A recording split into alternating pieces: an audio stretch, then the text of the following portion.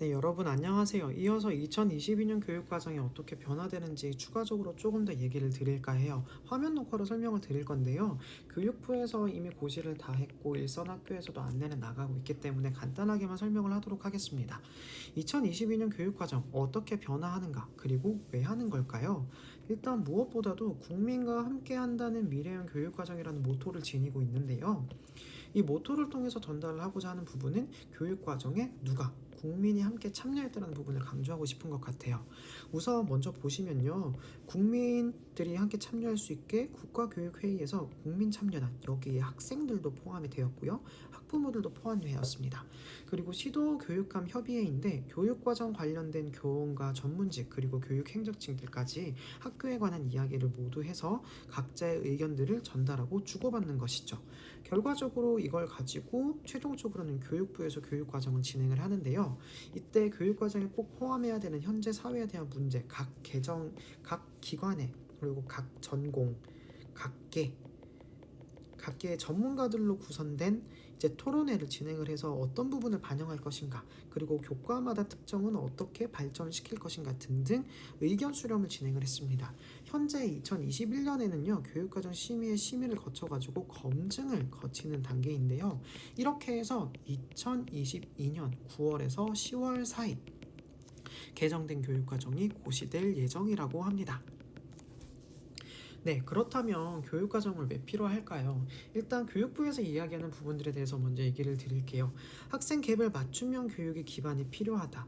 네, 1호 개정에서는 다른 무엇보다도 자유학기제, 학생들이 선택하는 자유학기제, 진로 진학이죠. 진로 진학, 자신의 미래 직업을 탐구할 수 있는 방향이었고요. 고등학교에서는 고교 학점제 그리고 문이과 통합을 이제 실시했어요. 아직 정착까지는 아니에요. 전면 시행되는 게 바로 우리가 알고 있는 이 개정입니다.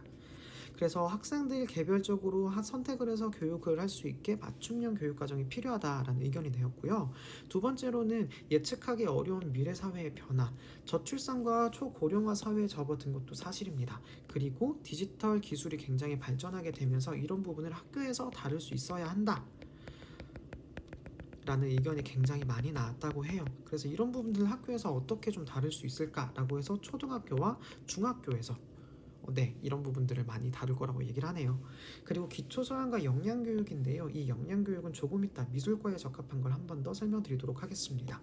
이 기초소양이라고 하는 것은 우리가 알고 있는 읽기, 쓰기, 말하기 뿐만 아니라 수리적인 역량, 그리고 제2외국어를 대하는 태도, 그리고 나아가서 디지털과 관련되어 올 수 있는데, 이제 옛날에는 문맹이라는 말이 있었잖아요. 그런데 디지털 문맹이 점점 심화되게 되면 앞으로의 사회에선 살아나기가 힘들기 때문에 디지털 교육을 강화한다라는 내용도 있습니다.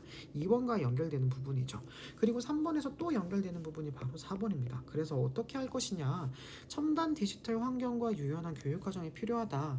코딩, 개발, 멀티미디어, 인터랙티브 등 첨단 기기 활용에 관한 올바른 방법의 교육을 학교에서부터 시작해야 한다. 지금 초등학교에서는 다들 코딩을 하고 있잖아요. 그리고 이런 부분들을 바탕으로 학교 밖 교육과정, 학교 밖 교육과정도 인정해주는 방향으로 나아가고 있다고 합니다.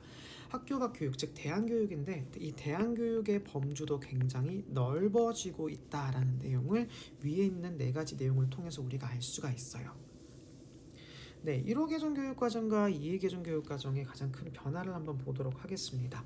크게 달라진 건 없고요. 사실상 연결되고 있는데요. 중간에 있는 무엇을 통해서 연결되는지 봐야겠죠. 1호 개정은 문이과 통합, 자유학기제 얘기를 드렸습니다. 디지털 역량 강화 고교학점제가 바로 2회 개정의 기본입니다. 네, 뭘 강조하냐? 연결되는 건 역량입니다.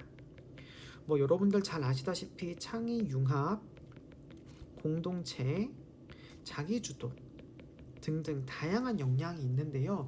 교육과정의 전체적인 목표에서 설명하고 있던 이러한 역량을요, 이 개정에서도 똑같이 강조하고 더 발전시켜 나간다는 건데, 이 중에서도 추가가 됐다라고 할 수 있는 것은 바로 디지털입니다. 이 디지털 1호 개정에서도 굉장히 중요하게 얘기를 했어요. 그런데 창의 융합 능력을 바탕으로 2회 개정에서는 이러한 디지털 교육을 본격적으로 시작한다라고 얘기를 할 수 있어요. 밑에 있는 내용 같이 한번 읽어보도록 하겠습니다. 디지털 기반의 교육 환경 구축과 함께 학생 개개인이 하나의 교육과정으로 완성해 나가는 시스템이 정착이다. 고등학교에서는 고교학점제를 정착시키고 디지털 역량 강화를 위한 교육과정을 수립을 할 것이다. 즉 정보나 관련된 것들. 그리고 미술에서도 디지털 역량 강화니까 아무래도 디지털과 관련된 가장 대표적인 것, 디지털 리터러시 교육을 미술을 통해서 강조할 수 있겠죠. 저희가 보통 알고 있는 시각 문화 그리고 비주얼 리터러시에서 조금 더 발전된 거라고 이해할 수 있을 것 같아요. 네, 그러면 마지막으로 미술과에서는 어떻게 영향을 미치는지 한번 보도록 하겠습니다. 미술 수업에서는 여러분들 많이 아시다시피 융합 수업이나 주제 중심 통합 수업에서도 굉장히 많이 사용했었는데 미술과가 많이 활용이 되었었죠. 여기에서 더 나아가서 미술 주도의 융합 수업 그리고 주제 중심이 강조될 것 같아요. 그리고 두 번째로요, 미술과 영역의 체험 표현 감상이 중첩되고 연계되는 방향으로 흘러서 더 이상 영역을 구분하는 게 큰 의미가 없어진다. 영역의 구분이 없어지고 중첩된 경향으로 나타날 것이다. 물론 구분해야 할 때가 있기 때문에 그런 부분들은 교과서에서 잘 나타날 것 같아요. 이게 근데 2계정에서 새로 등장한 게 아니라요.